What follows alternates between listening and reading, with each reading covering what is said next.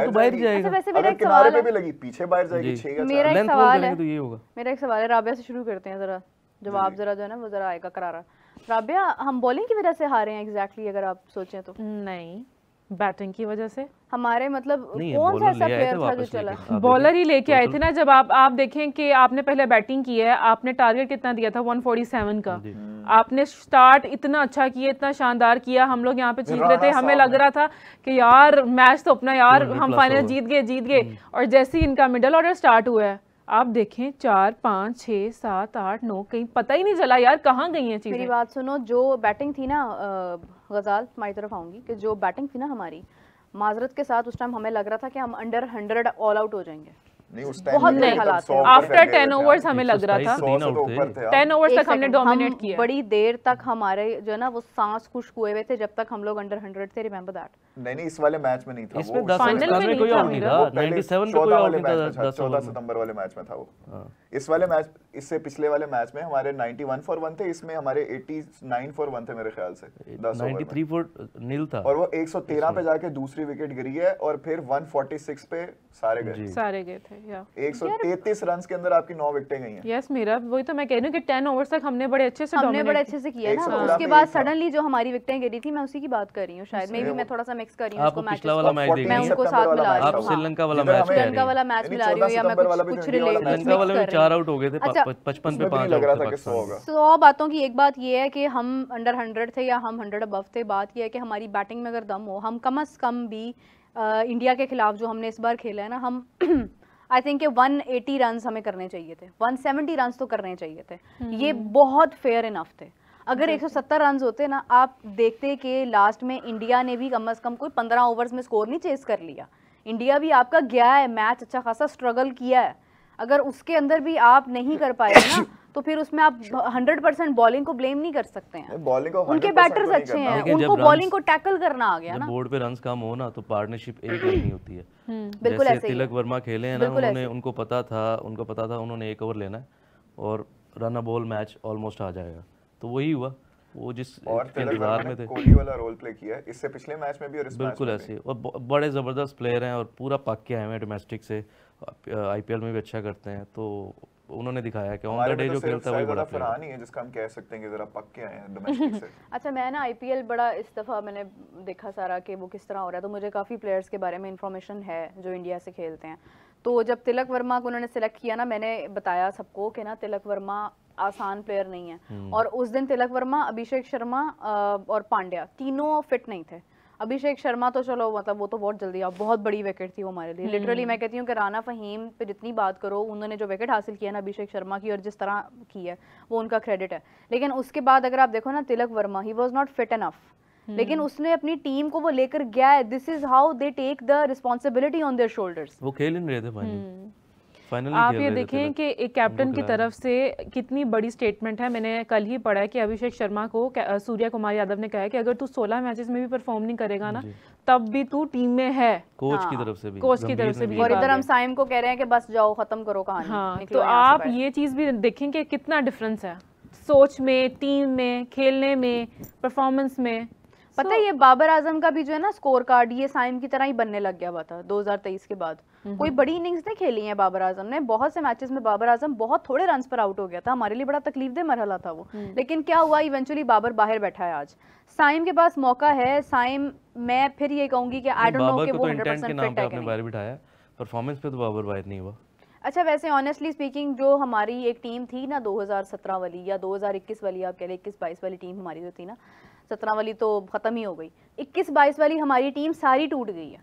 वो तोड़ी गई है ना। हमारे पास वाकई में कोई नहीं रहा अब। मुझे नहीं पता अगर रोटी गैंग से किसी को मसला था या किसी को ग्रुपिंग से मसला था, जी, वो भाई तोड़ा हम गया। खेल तो रहे थे ना। बहुत अच्छा खेल रहे थे। ज़का अशरफ दौर के बाद हमारी क्रिकेट का बिल्कुल ही ज़का सत्यानाश अशरफ हो के गया। दौर में ही बेसिकली ये हुआ ना सारा। सत्यानाश हो गया हमारी क्रिकेट का। तो मतलब अब जो भी आ जाए ना, वो उन चीज़ों को ठीक नहीं कर सकता। वो एक वक्त था, वो हम बहुत करीब थे, हम बहुत कुछ कर सकते थे। आपने 2023 में वो हाल किया कि मतलब उसके बाद ना बाबर आजम वापस आया, ना रिजवान कुछ कर पा रहा है, ना अच्छा, आप शाहीन, डिफरेंस ना बता सकती नसीम हैं शाह। कि उस टीम में और इस टीम में डिफरेंस क्या है? मेजर डिफरेंस मैं आपको एक डिफरेंस बताता हूँ। हाँ बताएं आप। बाबर आजम इमरान खान के बाद, या अगर आप देखें उसके बाद यूनुस खान के बाद, पावरफुल कैप्टन था तो बाबर आजम था, जिसको फुल अथॉरिटी थी कि आप जैसे मर्जी टीम ये सेलेक्ट आपकी करें। जाती राय है? बाबर आजम को 2021-20 में फुल अथॉरिटी थी कि आप टीम कैसे अथॉरिटी select के कर लिहाज सकते से हैं, हाँ कहा ठीक है? जा सकता है। और ग्राउंड में आप कैसे खेलना चाहते हैं आपकी मर्जी है।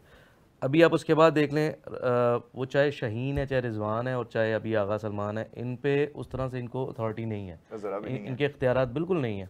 तो अगर अभी चेयरमैन बैठे और बोलें सबको कि हाँ ठीक है ये कैप्टन है, ग्राउंड में जाके जवाब भी इसी ने देना बाहर आके, और ग्राउंड में जाके सारी जिम्मेदारी पेश की है।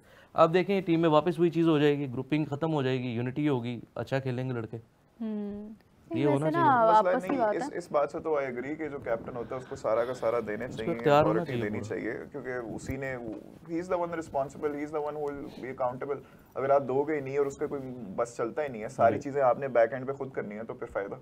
देखिए मैं ऑनेस्टली एक बात करूं कि हमारे पास बड़े बड़े ऐसे नाम आए हैं हमारी क्रिकेट में जिनसे कोई एक्सपेक्ट नहीं कर सकता कि ये भी मिस्टेक, यार सईद अजमल जैसे बंदे ने यार इतनी गलत बॉलिंग करवाई हुई है, उसकी वजह से हम मैचेस हारे हैं। नहीं वो तो प्लेयर ही बहुत बड़ा सामने कितना बड़ा प्लेयर, माइकल हसी। नहीं चलें जो भी है यार, आपके पास भी तो सईद अजमल था ना, आप उसे एक्सपेक्ट नहीं लेकिन कर आप सकते थे। एक देखें, यूनुस आप खान मार्जिन ऑफ एरर दे सकते हैं, एक दफा का तो आप दे दें, मार्जिन दे अब सकते ये हैं, फरिश्ते तो बुरा हैं नहीं है वक्त जिनसे बुरा गलती वक्त नहीं आ होती, जाता है, आपसे लेकिन गलतियां आप हो जाती रिपीटेड हैं। जब होती है ना, जैसे हारिस रऊफ की अगर आप बात करें, उन्होंने हर नॉकआउट मैच में माशाल्लाह से पाकिस्तान के लिए बड़ा अच्छा किया है। जहाँ पे अमेरिका के खिलाफ अगर उन्होंने 15 रन नहीं सेव किए, 3 में 12 रहते हैं वो करवा दिए हैं।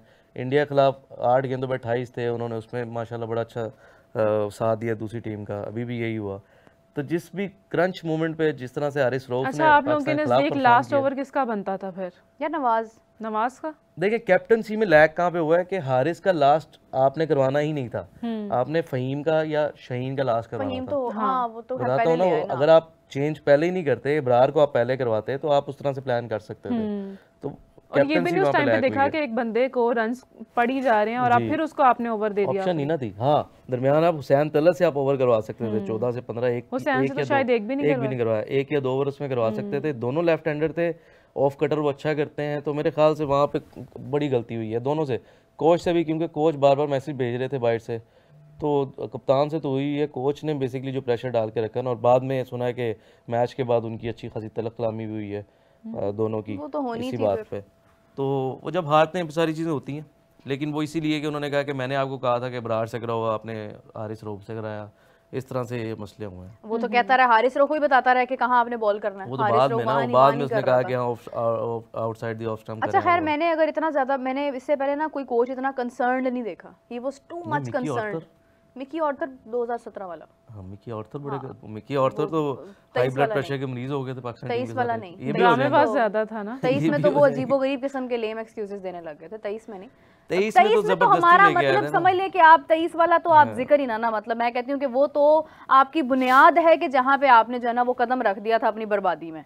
ज़का अशरफ दौर, फिर उसके बाद उस वक्त का मिकी आर्थर, उस वक्त का आपका बाबर आजम, उस वक्त की आपकी टीम, हमारे पास आई गेस के हमारा कौन सा नसीम शाह नहीं था, इंजर्ड हो गया था। तारीख गवाह है कि पाकिस्तान में जब जब कोई प्लेयर इंजर्ड हुआ है ना वो वापस नहीं आया। बाबर आजम के सिवा, बाबर आजम बगैर इंजर्ड हुए ही मतलब फॉर्म से बाहर हो गए। कितने साल हो चुके हैं बाबर आजम को? बाबर आजम बहुत देर से खेल रहे हैं, फॉर्म में ना आते हुए। फॉर्म देखें, अगर एक प्लेयर 40 45 रन कर रहा है तो मेरा नहीं ख्याल वो आउट ऑफ फॉर्म है। हाँ आप क्लास पे बात कर सकते हैं कि अच्छा उसकी एक क्लास सेकंड, उतनी नहीं है। 45 रन सिर्फ या कितनी बॉल्स पर? और अगर टी20 में अगर आप देखें, अगर आप ओडीआई की बात ना करें, हम फिर वहीं पे बात कर रहे हैं। अगर आप टी20 की बात करें, टी20 में हमारे पास मार्जिन है डॉट बॉल्स का। आप स्ट्राइक रेट उठा के देखें।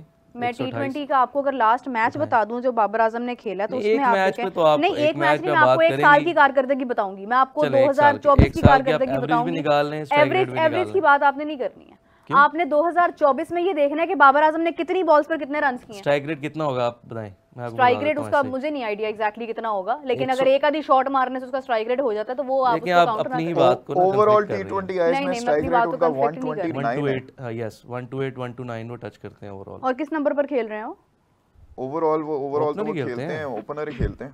तो आप बाकी उठा के देख लें, हाईएस्ट स्ट्राइक रेट है बाबर आजम का। ओ भाई फरहान का ज्यादा है। सूर्या कुमार का स्ट्राइक रेट कितना है? सूर्या कुमार तो आपके सामने फ्लॉप है, वो तो टूर्नामेंट में फ्लॉप रहा है। सूर्या कुमार का तो टी20 के स्पेशलिस्ट है, 149 स्पेशलिस्ट है, बट आपके सामने है कि वो इस टूर्नामेंट में फ्लॉप रहा है। 149 और एवरेज क्या है? अगर 149 पे मैं आके 2 गेंदों बस पे बाबर 4 को रन डिफेंड करके करना है ना, बाबर को डिफेंड करना है बस। देखें बात बाबर ये आजम, है कि बाबर आजम, बाबर आप आजम। alternate बाबर दे दें। पगलू मुल्क की फैन क्रिकेट आप आपकी alternate तबाह हो दे दें। गई है, लेकिन बाबर को और हमाद T20 भी में होना बाबर चाहिए। बाबर लगे हुए देखिए हैं। मुल्क की क्रिकेट आपकी तबाह हो गई है, नहीं, लेकिन तबाह- बाबर को होना चाहिए बाबर की भाई। वजह से मेरा तबाह हो गई बाबरू है आएगा, हाँ आएगा। बाबरू आएगा बस। हमाद ये कहना चाह बाबर रहे की हैं। वजह से क्रिकेट तबाह हो गई है। ये टूर्नामेंट बाबर की वजह आ से रहे हैं क्रिकेट हम। नहीं तबाह हुई है, ये क्रिकेट अपनी वजह टूर्नामेंट से हम तबाह बाबर हुई की वजह से आ है, रहे हैं। लेकिन बाबर आजम का होना जरूरी नहीं है बाबर T20 केविन में भाई। पीटरसन के साथ बिजी थे सऊदीया में, हम ये टूर्नामेंट हार गए हैं उसकी वजह से। और ये बाबर के जो डाई हार्ड फैंस है ना, मुझे समझ नहीं आती है इनका क्या बनेगा। मैं तो बात कर ही नहीं रहा, मैं तो ये बात कर रहा हूँ आप अगर उसको कंपैरिजन डिफेंड कर रहे हैं, मैं बिल्कुल मुसलसल कर रहा हूँ डिफेंड क्योंकि कर रहे हैं आप कंपैरिजन आप उसको। करेंगी तो कंपैरिजन मैंने किसके साथ कंपेयर बाबर का किया? कंपेयर मैं तो बाबर को है। बाबर साल के बाय साथ साल कंपेयर के कर रही हूँ। स्टैट्स आ गए, रुक जाएं, निकाले रुक जी जाएं, भाई। ईयरली स्टैट्स आ गए। बताओ भाई। 2021 में 29 मैचेस, 26 इनिंग्स और जी हाईएस्ट स्कोर था 122, रन्स 939, एवरेज 37.56 और स्ट्राइक रेट 127। 2022 में उन्होंने खेली 26 innings, 3 not out, runs highest score of 110, 735 runs, 31.96 का एवरेज ऑफ 123 स्ट्राइक रेट। 2023 में 4 इनिंग्स खेली जी, बेस्ट उनका उसमें भी 101 नॉट आउट, 143 का एवरेज और 146 strike rate.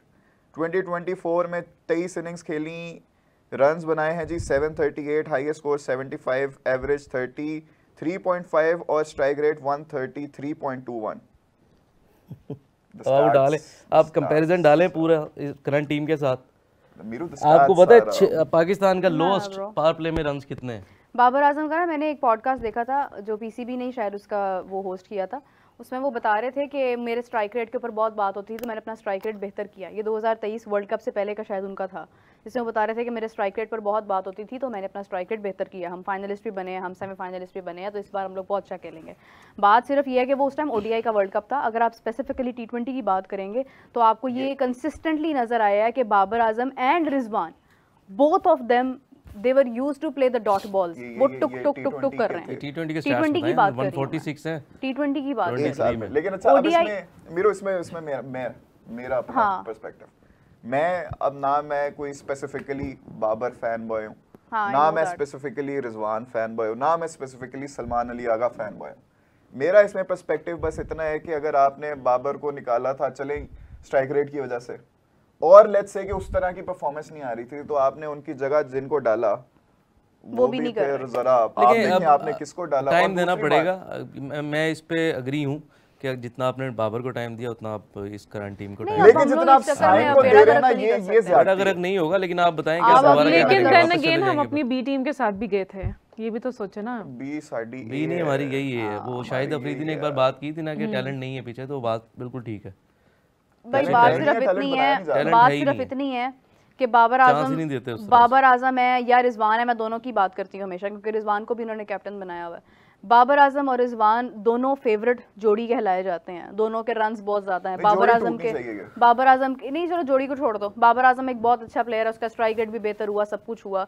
Match winning performances कहाँ पर है ना मैच कितनी सारी। बाबर की अब तो फिर है। ये बहुत ज़्यादा। मैं अभी की आप बात कर रही निकालें। हूँ जब उसकी फॉर्म नहीं है। अब 2023 के बाद की मैं बात अगेन कर आपको बता रहा हूँ, आप 2023 में 146 का स्ट्राइक रेट है, 33 की एवरेज है। नहीं, वो 24 में